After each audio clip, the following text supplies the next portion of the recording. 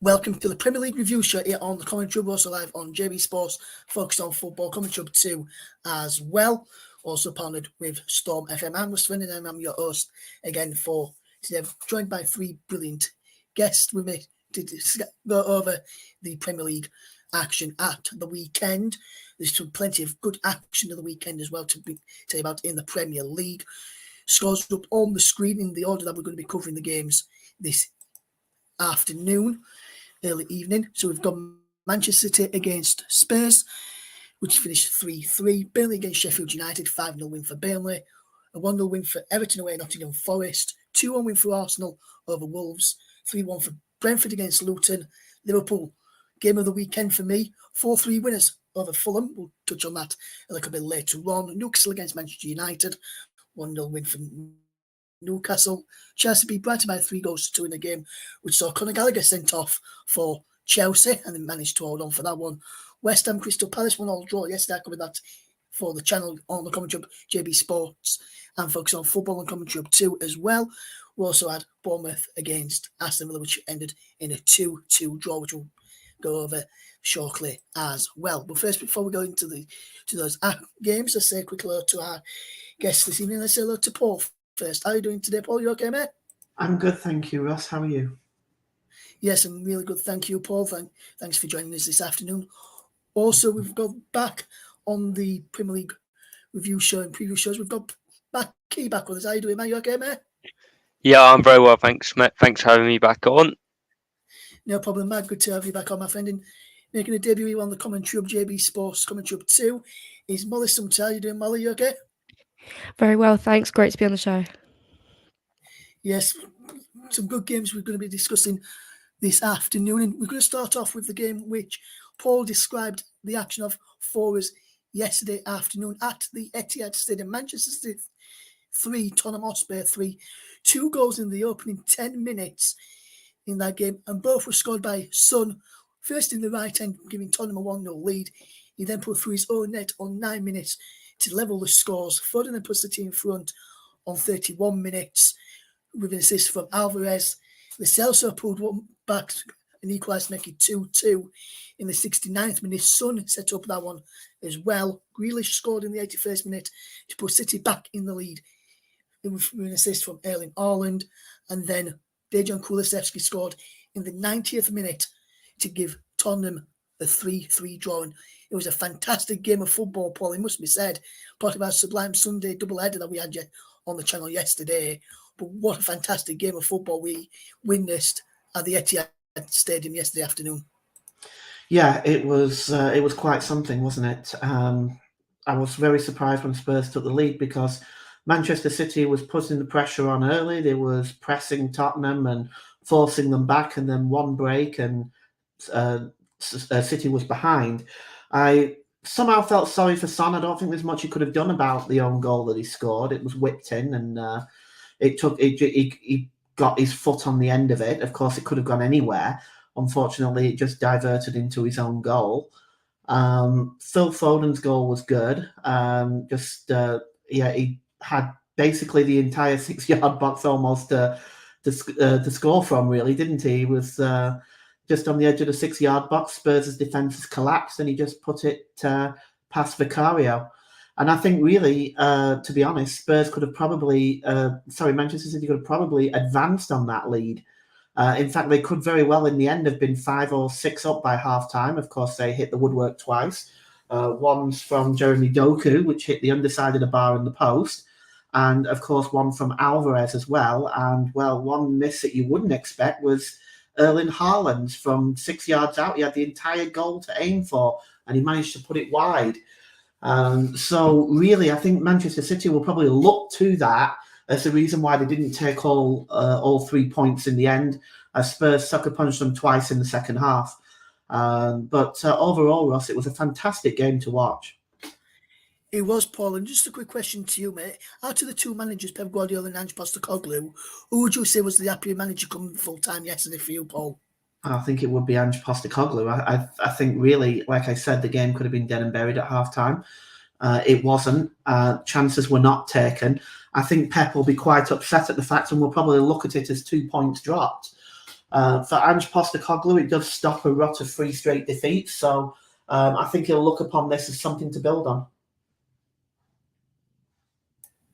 Yes, absolutely, Paul. There's definitely something to build on there. Next up, we're going to switch our attentions to a game which saw two teams at the bottom of the table battle out against each other, and a goal inside the opening minute of the game. In that game was Burnley 5, Sheffield United 0, and Rodriguez scored after a minute. Brun Lawson on 29, Amdouni on 73, Kolyosha on 75, and Bannon on 80 completed the scoring. McBurney sent off in first half stoppage time, and there's reports coming out today, Monday, from Sheffield that the Sheffield United manager Paul Eckingbottom is set to be sacked following the 5-0 defeat to Burnley at the weekend, with Chris Wilder amongst the leading contenders to take charge, with one of the current pundits on Sky set to be part of his backroom staff. Wilder, should he return to Bramall Lane this week, should Eckingbottom get sacked, which it looks like it will be happening in the next 24 hours. We are told here at the Commentary of JB Sports, focus on football, Commentary 2 and Storm FM. And Matt Key watched this, saw the highlights of this one. And Matt, it was a very good game for Burnley. One-sided football in the end. And Sheffield United can't really have any complaints, can they, with that result? No, absolutely not. A massive result for Burnley. I think it was 6 Premier League home games in a row they'd lost. So to come out against Sheffield United, nerves would have been all over the place at Turf Moor. But to respond like that is fantastic. And it helps when you score a goal after 15 seconds like that did. I'm sure it would have been a massive weight lifted for Vincent Kompany and the whole of Turf Moor. And it gave them the freedom. I mean, the second goal they scored, Brun Larson. If you haven't seen that goal, there were so many good ones this weekend. That was right up there, ball over the top, the touch to bring it down perfectly in his path, so he didn't have to change stride. It was absolutely superb. But you've got to say, from a Sheffield United point of view, fairly embarrassing. McBurney, I don't know what he was thinking. He got one life with the first yellow. Could have easily gone for that, in my opinion, and then just did the exact same thing again to get himself sent off and completely let his team down. Yes, and Mel, just a quick question to you on Sheffield United. You heard me mention there that, according to reports, that Paul Eckingbottom is said to be sacked by Sheffield United within the next 24 hours. Do you think he should have lasted this long, or do you think he should have been sacked a lot sooner? And there's talks like Chris Wilder, the former Blades manager, he said to return to Bramall Lane. Do you think that will be a good appointment? Should Sheffield United fetch back Chris Wilder as well? Well, firstly on Heckingbottom, I think he was dealt a rough hand, wasn't he? I mean, did well to get promoted last year, then to lose and die. They're comfortably their best player in the Championship last year. Really hard work. Didn't reinvest any of that money. To be honest, they bought in Hamer from Coventry. He's a really good player, but never had any experience in the Premier League. So was always going to be a rough ask. So you can't argue with it with the results, but I say it was probably the weakest squad before this season started, and it certainly showed in the results. And wow, what a job for Chris Wilder to go back into. The fans are going to be patient with him because of the success he had there before, but it almost looks an impossible task, doesn't it? And I think if Chris Wilder manages to go into Sheffield United and keep that side up, he is undoubtedly the manager of the season, no matter what else happens. Even if Klopp wins the league for Liverpool, even if Arteta wins the league for Arsenal, even the way that Ange's transformed Spurs. Chris Wilder keeps Sheffield United up. He is the manager of the season. Yes, absolutely. I would have to agree with that one as well.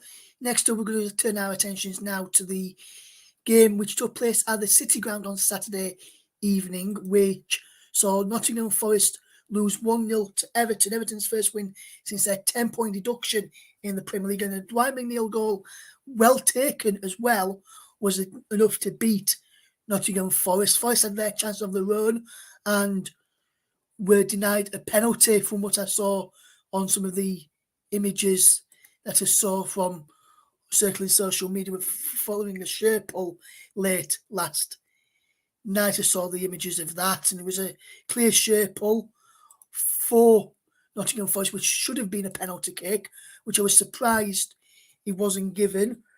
I'll come to you in a minute, Paul, on this one because we're going to be discussing this game. I'm just going to get up the image of the shirt pull and get your thoughts on this as well, and I'll get this up ready to show people when we talk about that game in a moment. But Paul, just talk to me about the game. You saw the game. What did you make of the game? Did you think it was a really good game and one that they deserved to get something out of Everton? Do you think Everton was the miles better side in that game, or did you think Forest should have got something out of the game? I'm interested to hear your thoughts on that one. Well, I honestly thought, Ross, a draw would have been the right result, to be honest. I think both sides didn't play particularly well. Nottingham Forest didn't get their first shot on goal till 85 minutes, and then it was really a tame effort. I would say that was Jordan Pickford's easiest clean sheet bonus he's probably ever had. As for Everton, well, the goal was very, very well taken, but it was poor defensively by Nottingham Forest. Dwight McNeil found himself on the back post there, on the corner of the 6-yard box with nobody even close to him, and smashes it past Vlachodimos in the Nottingham Forest goal. Nottingham Forest really, really lacked creativity throughout the entire game, with really only Anthony Elanga looking like anyone that was ever going to do anything for the Reds. And from what I understand, is the Premier League fan vote gave it to the man of the match to Jordan Pickford. Well, that would be the easiest man of the match he's ever earned as well. Ultimately, Everton, no, they got the 3 points. And talking about the penalty decision, this is where I have some concern with the consistency of the refereeing. Because, yes, that penalty wasn't given. To me, it was a clear shirt pull, Ross. The penalty should have been given. There it is, right there. And there was nothing given. Yet the interesting thing is they went right down the other end, Everton, and got a free kick about 23 yards outside for almost an exact same incident. So where is the consistency? And if you want to talk about clear and obvious errors, and this is usually the excuse that you hear, clear and obvious errors. Well, why is it then they spend 5, sometimes 6 minutes on offsides and make a decision on that, which if you have to spend 5 or 6 minutes on something, it's not clear and obvious. So it seems to be some inconsistency in that area of VAR as well, to be honest. But ultimately, it wasn't the greatest game to watch, but Everton got the points, and obviously they need them right now. With the 10 points deduction, Forest are slipping. They've got to be careful. They're being drawn into this relegation battle. They are indeed, Paul. And I think one more bad defeat for Nottingham Forest could spell the end for Steve Cooper at the City Ground. Don't know about you, Paul. What do you reckon about that? Do you think Cooper's future is in doubt after these past few results that they've had? Oh, yes. I mean, to be honest with you, as they slip towards the relegation zone, they've got Fulham coming up. If they lose that game, and the teams below them, say Everton continue to win, or Bournemouth pick up points, or maybe even Burnley pick up points, they're going to be drawn towards that relegation battle. And when you talk about the financial implications of being relegated, there's, well, owners tend to push the button fairly quickly nowadays because of that potential for losing your Premier League status. Yes, absolutely. So Steve Cooper could be under pressure then if Forest lose to Fulham in the next game. We'll touch upon that game and preview that game a little bit later on in the preview show, which will be on this evening around about 8, which will be on around about 10 this evening here on all your favourite channels on YouTube and also on my personal Twitch channel as well. Next game, we're going to move it and turn our attentions to the team which are top of the table, and that is Arsenal. They beat Wolverhampton Wanderers by 2-1. Saka opened the scoring on 6 minutes before Odegaard made it 2 on 13 minutes. Mateus Cunha scored in the 86th minute. Some good goals in that game. Arsenal played very, very well. Could have been at least 4 or 5-0 up by half time if they took their chances. Zinchenko was the fault for Arsenal. He was the main cause of where Wolves were getting down the side. Matt Key was at that game, watching that game of the weekend. And Matt, what did you reckon to that? Did you reckon the performance from Arsenal deserved some more goals than what they actually got? Well, the first 15 minutes, as you say, it was a very impressive Arsenal performance. They seemed to take so much confidence from the big Champions League win in the week against Lyon, and it really reflected the football was really good. And to be honest, Wolves couldn't really compete with it at all. And then they got the 2 goals, and I don't know whether it was a lack of focus, Wolves coming into the game, or maybe even being guilty of sort of looking ahead to a big game against Luton or tomorrow night, and then really big game away at Aston Villa next weekend. But the level just dropped slightly, and Wolves took advantage. They got back into the game, to capitalised on any mistakes, and although it was fairly comfortable, Cunha scored an excellent goal, and it was nervous at the Emirates for 15 minutes or so. So just a little warning to Arsenal. I think that I know they didn't win this weekend, but you see City so often just kill those games off, 3 goals up, 4 goals up, and then it really is game over. 2-0 was always such a vulnerable lead, and I was impressed by Wolves. They didn't let their head drops. They've had a lot go against them so far this season, but did well to stick in the game, and yeah, look a really good football inside. I've no doubt that they'll be absolutely fine this season. They've got an excellent manager in Gary O'Neill, and you could tell that respect was there between the 2 managers at the end of the game. Yes, in Arsenal, with that result for City, which we've already touched upon, now 3 points clear of Manchester City now. I know you follow Arsenal, Matt, and you must be delighted with the gap that Arsenal have put at the top of the table. We will mention some of the other results later, but with the gap that Arsenal have got at the top of the table, which our listeners can see on the screen now, you must be happy with that situation there, with Arsenal being 3 points clear of Man City, who are sitting third at this moment in time. Yeah, obviously, you always want to be top, but yeah, it's a huge month, isn't it? December, I think 8 games that there are in it, and yeah, as I say, Luton tomorrow will be a really difficult game for Arsenal. Lots of talk about all rotating the team around. I certainly wouldn't do that. Luton deserve respect. They had a fantastic result against Liverpool, beat Palace at Kenilworth Road last time out, so they're not to be taken lightly. And then massive game at Villa Park on Saturday evening. The crowd's going to be well up for that. And 23rd, I think it is, Liverpool away for Arsenal. That's a massive test. Obviously, they did so well there last year and then crumbled and drew 2-2. That was almost sort of the beginning of the end, if you will. So I think Arteta will really look at that game as a sort of measure of how far this team has progressed from last season against what is going to be a much stronger Liverpool team than we faced last year there. Yes, absolutely, Matt. Absolutely. Just want to say thank you for joining us again today, Matt, and really enjoy your insight to the games that you bring to us here on the channel, on our review and our preview shows when you join us on there. So thank you for joining us today, Matt, and hopefully we'll get you on again on the channel again in the near future. Absolute pleasure. Thanks for having me on. Look forward to next time, Russ. Yeah, cheers, Matt. We'll speak to you again soon. Next game up, then we're going to switch our attentions now to the game between Brentford and Luton. And this was a fantastic match. Brentford 3-1 winners over Luton Town of the weekend. And potentially Brentford could have had more goals in this one. Molly, who's joining me on this today, saw this game, watching this game for Football Live at the weekend. And Brentford were just unstoppable at the weekend, weren't they, Molly?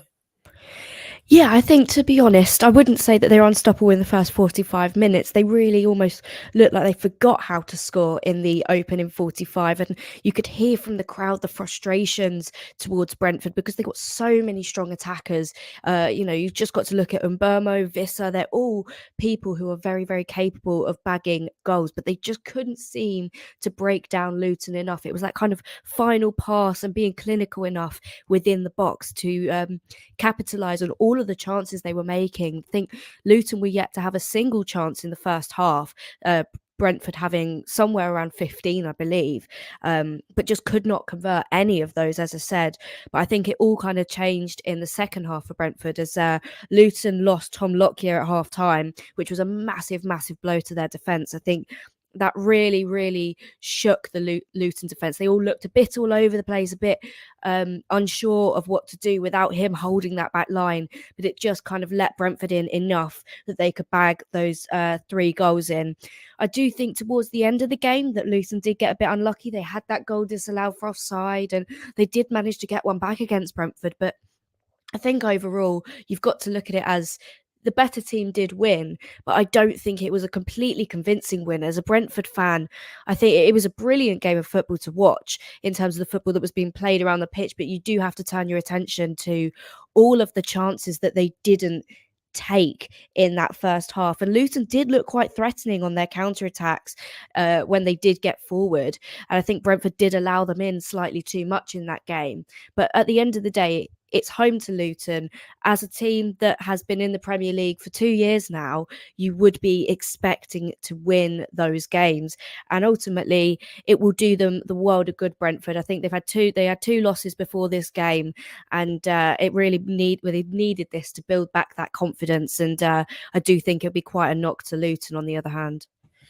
Yes, just touching on Luton there, you mentioned Tom Lockyer went off injured and was a big miss. What did you make to the and Brown came on for? What did you make to the likes of Ogbeni and Chongu's been getting the plaudits in recent weeks? Did you see their performances were at the weekend? I thought Ogbene was a massive, massive asset for them. I thought he was one of the standouts in the Luton team. I thought he really did perform quite well, and he was one of the people who did seem to trouble Brentford a little bit. And I thought that he's definitely going to be a vital player for them this season, and somebody that other teams are going to have to keep an eye on, and keep an eye out for him and watch him, because he's definitely somebody who's got a lot of potential and a lot of talent for them. Yes, and obviously I know him quite well from when he was at Rotherham, watched him quite regularly there, and got his move to the Premier League, which he deserved. In all honesty, played well played well at Rotherham, and got his rewards by getting the move to the Premier League and doing fairly well. There we'll be back with some more games in just a moment, reviewing some more of the action, just to let people know what we've got coming up on the channel here on the Commentary Hub this midweek. I've got some midweek Premier League action for a change, and we've not had any midweek Premier League action for quite a while, or any yet this season. So midweek matches, all 10 games, not going to be shown on the commentary or aired on the commentary, but we're going to be having at least one of the games on the commentary. We've got Luton Town against Arsenal tomorrow night, with myself in the presenter's chair. Paul James, who you heard earlier on, he'll be on commentary for Luton against Arsenal on air from 8:10 in the evening tomorrow UK time for kickoff at 8:15. Join us for that one.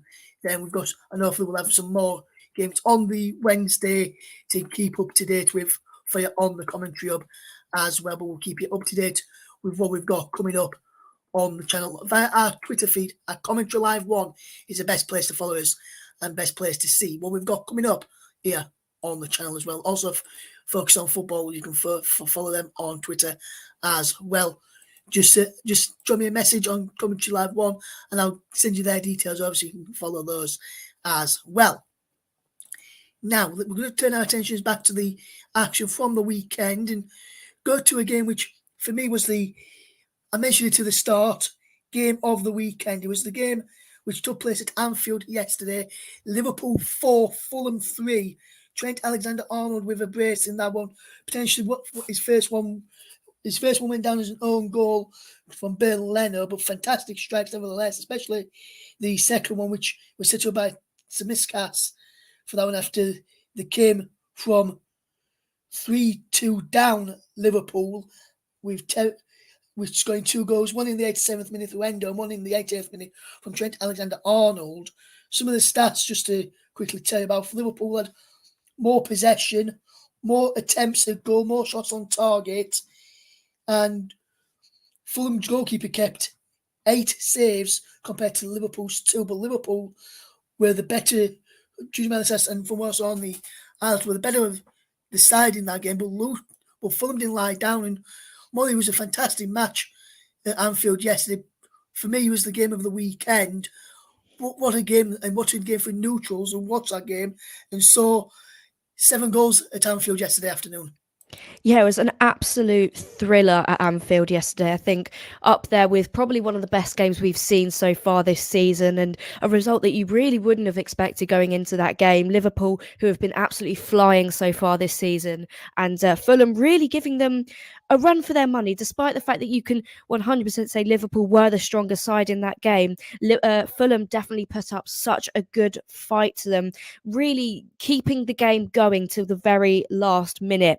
And within that game, as you said, Russ, we were treated to some unbelievable goals, some great strikes. I think I'd particularly like to pick up on McAllister's goal that has been compared as being quite Gerrard-esque. It was a brilliant, brilliant strike. And I don't think you can take away any credit from the goals that were scored in that game. They were really quite phenomenal from the first one to the last one, all of them, some brilliant goals. And I'm sure the Liverpool fans would have loved seeing that as well. I think the expectation that they would have won that game, and maybe they weren't quite in the position that they'd have liked to be in, with Fulham really, as we said, keeping them going to the last minute. But it speaks so much to the character that Klopp has put in this team to keep fighting and coming back, even when it seemed, in the last kind of 5 minutes, that it could maybe not go their way or maybe not come away with the result they'd want, being at home and against Fulham. But it really does speak volumes to the team that they have at the moment. And I think this also does kind of attribute to their position in the title race at the moment. I think you've definitely got to see them as somebody who is going to give Liverpool a run for their money, City a run for their money this year as title contenders. They are definitely up there. It's a great squad, and I think it's going to be a defeating kind of feeling for Fulham after this game, because they know they'll have fought so hard, and to be kind of chipped at the last minute is going to be quite a difficult one to take for them. But I think there's so much that both sides can learn from that game. Klopp definitely will not be 100% singing the praises in the dressing room, but nonetheless, it was an incredible win for Liverpool and a great game of football to watch as a neutral, as you said. Yes, and Marco Silva, the Fulham manager, will have been proud of his efforts that his side put in. Now they're just losing out to Anfield, where a lot of teams this season or in previous seasons have gone to Anfield and been battered. This season, Brentford lost 3-0 there. They'll be last 4-0 in the Europa League in midweek. They also beat Forest 3-0, beat Toulouse 5-1 in the Europa League, beat Everton 2-0. So they've got some convincing wins, mainly in the Europa League, but beat West Ham 3-1 back in September as well. So there's some big wins. Last time they lost at Anfield was when they played Leeds United. So it's been a remarkable run for Liverpool at Anfield. We've got to say Marco Silva will be very, very proud with how his side pushed them all the way to the end, Molly, and almost got a draw out of the game. Yeah, definitely. I think as a manager, you look onto that game as, like we said, the underdogs going into that fixture. And I think as a manager, you take away so much from your team's performance from every single game, but particularly that one, as much as it's going to be hard to take the defeat, thinking going into the last couple of minutes of the match that they might get something out of it, even if it's just a point away at Anfield, is huge for his side. And I think what he'll have to do is keep focusing on the positives that came out of that game, because there were so many for Fulham. They really, really tested Liverpool at times, and obviously they proved that they can get goals. You know, they've taken 3 away at Anfield, and as you said, Liverpool themselves have so many attacking devices within their squad, and like we saw, the goals coming from 3 different people. I know one was put down as an own goal, but it was absolutely fantastic from Fulham, I think, and it will potentially give them the boost that they need at this point in the season to believe that they can challenge the bigger teams. I know that, you know, you wouldn't put them up there as the big 6, but they are definitely a team that will cause some problems for the bigger sides as well. Yes, and looking at that as well, Molly, just before we do let you get off and I continue with the rest of the show, if you look at the Liverpool side, there was an own goal in there through Leno, then there was Alexander-Arnold, McAllister and Eto'o and Endo on score sheet. Salah played at the weekend, Nunes played at the weekend, and Diaz played. None of those got on the score sheet. That must be pleasing for Klopp, that he's not relying on his 3 front men to get the goals. He's getting goals all over the team now. Yeah, definitely. I think if you can look at, as a Liverpool manager and see you've scored 4 goals and 2 of your key goal scorers aren't even on that sheet, that's a massive, massive thing. And it speaks to the squad depth of Liverpool 100%, that they've got so many different players who can provide for them when they need to get the goals. And it's not always going to be the obvious 2 in Nunes and Salah who are getting themselves on the score sheet. So I think I think the future is definitely very bright for Liverpool, and it's looking to be an incredible season for them. Yes, absolutely, Molly, absolutely. Just want to say a big thank you for coming on with us. Then Molly is from Football Live and she'll be back on there on Saturday afternoon covering Wolves against Nottingham Forest. Wonder if Nottingham Forest manager Steve Cooper can ease a bit of pressure on him at the weekend, or whether Gary O'Neill can continue his fine march as a Wolves manager in that game. Molly, you'll make sure you tune into Football Live on exclusively to Brother FM to Molly's updates on that show this Saturday afternoon. And good luck for that show the weekend, and an excellent debut this afternoon here with us, Molly, on the commentary of JB Sports, commentary up 2 and focused on football as well. Molly, great to have you on the channel today. Brilliant. Thanks for having me on. Cheers, Russ. Molly, hopefully get you back on again soon as well. So we're now going to switch our attentions on to the next game, and is the game that we're going to be touching upon next. Is a game which took place on Saturday evening at 1 o'clock, which 8 o'clock in the evening, should I say, which was Newcastle United 1, Manchester United 0. Newcastle caused Manchester United a number of problems at the weekend. They had a number of chances to score. Gordon missed a few good chances. Gordon took his goal fantastically well. Well-worked goal, in fact, right across the face of the goal. Like we always keep saying, like I keep saying when I'm doing coaches, get the ball across, put it across the face of the goal, test the goalkeeper, see and defence, see if we can cut it out. They couldn't cut it out. Gordon sneaked in the back post, finished 1-0. They had more chances, Newcastle. They had the better of the chances in the game, and they had more chances, more shots on target, more free kicks, more corners. They just totally dominated Manchester United the weekend and only won by 1-0. I was surprised they only finished by a goal to 0 the weekend, because with how well they were playing at the weekend there. If you look at that game, if you just saw the stats without looking at the scoreline of that game, you would think it was 4-5-0 Newcastle. And then when you watch it and see the chances that they missed and some of the chances Man United managed to save, and Man United had a goal disallowed late on offside against Aaron Maguire in that game, so Man United could have got an equaliser, but it was definitely offside against Aaron Maguire. Offside position, he brushed across his chest after Anthony had that shot. I think that game was a little bit too much close for comfort in the end. I think Man United lived a charmed life and were lucky that it only finished 1-0. It could have been a lot more, and potentially should have been a lot more as well in that game for me. Next up, I'm going to touch on the game which took place at Stamford Bridge yesterday afternoon. It was Chelsea 3, Brighton 2, and this one was a fantastic game of football. Had everything. Chelsea went in lead on 17 minutes. They equalised. Went 2-0 up on 21. Brighton equalised on 43 through Facundo Buenanotte. Chelsea extended their lead on 65 minutes through Fernandez. Pedro pulled one back in stoppage time. Gallagher sent off in stoppage time at the end of the first half. And when I looked at the challenge and from Gallagher, when he was already on a booking, because he was sent off for 2 yellow cards, I'm asking myself, why are you making a challenge like that knowing you're already on a yellow card?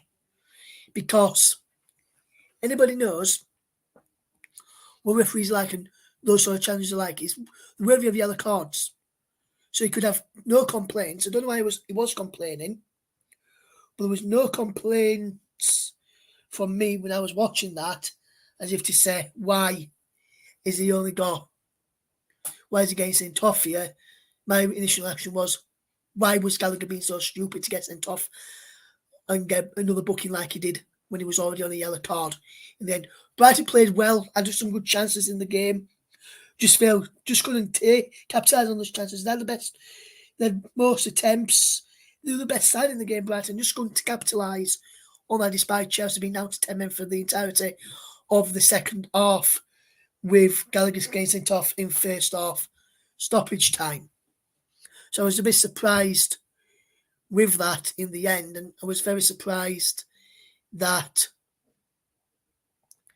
Gallagher didn't get a red for the earlier challenge. He was lucky not to get red for his earlier challenge, Gallagher. This is just my opinion, guys. You don't have to agree with it, but for me, Gallagher was lucky not to get a red card for his earlier booking, because it was a late challenge on that one, and he was very forced to stay on the pitch as long as he did, because he could have been sent off for me on 31 minutes when he picked up his first yellow card of the afternoon. Next game, well, for me, Brighton deserves some more out of the game than what they got. So for me, it was a definite. Well, Brighton were definitely unlucky, can feel hard done by in that one. Next up is a game which I covered here on the Commentary Club yesterday afternoon, first part of our Sublime Sunday, which was West Ham United against Crystal Palace. Finished 1-1 in that game. I think Crystal Palace probably, in my opinion, just edged it in the end between Crystal Palace. With just looking at some of the stats here now, Crystal Palace, shots was the same, but West Ham had more possession, and for me, they're creating more chances in West Ham. Just couldn't tear them in West Ham, and Crystal Palace punished them. It was a sloppy mistake, as Edward pounced on a mistake to equalise in the game, and they were very, very sloppy with Crystal Palace, West Ham. They had a controversial goal disallowed at the start of the second half with West Ham, and it was the correct decision, because Soychek was in the eye line of the goalkeeper yesterday, Johnston, and put out a foot to try and turn the ball on, but he didn't get a connection onto it. So for me, that was the correct call to disallow that goal, and it was a very, very good match to cover. But I think Paul got the best game of the weekend to cover on the channel, that is, in Man City against Tottenham, which was 3-3, we heard about at the start of the programme. Just going to go into the final game of the programme then and just touch on Bournemouth against Aston Villa. Bournemouth to lead on 10 minutes, then Bailey equalised on 20. Solanke pulled it back, put back to Bournemouth back in the lead, shall I say, and Watkins made it 2-2 in stoppage time. And for me, Bournemouth can feel done by. They deserved to get a win in that game for me. I think Bournemouth played well. Yes, Villa played some decent football at times, but from what I saw, Bournemouth had some some of the better chances in the game and were just not clinical enough in the final third. If Bournemouth were clinical in the final third, they would have won that by more than what they did. They just need to convert their chances in the game, I think, and then Bournemouth would be probably higher in the table than what they are at this moment in time. I just don't think that Bournemouth have got the quality in the final third to make everything happen. And for me, I think judging by it, it was the fair result in the end 2-2, but Bournemouth just shaded the game in terms of chances. But overall, I think both teams played well and neither side deserved to lose, in my opinion. So that brings us to the end of the Premier League review show. Just to tell you what's coming up later on the channel, we've got live off-tube remote control Premier League action tomorrow afternoon, Luton Town against Arsenal. But first, we'll be previewing those games later on in the week. Later on this evening, around about 8 p.m, around about 10:30 UK time, you'll hear that on the channel. There's just the table again, just to recap on the table after the weekend's matches. Arsenal, top of the table, Sheffield United bottom, and Sheffield United are set to sack manager Paul Eckeybottom and replace him with Chris Wilder at Bramall Lane. Let us know your thoughts on that one. You can get involved in the live comments as well. If he's confirmed before we go on air later this evening, we'll get the thoughts of that when we preview the Sheffield United game against Liverpool later on. Well, from now, thank you very much for listening, and we'll see you again later on this evening. From all the team here at the Commentary Hub, JB Sports, Storm FM, and Focus on Football, is a very goodbye to you all. Goodbye, guys, and we'll catch you again in the near future.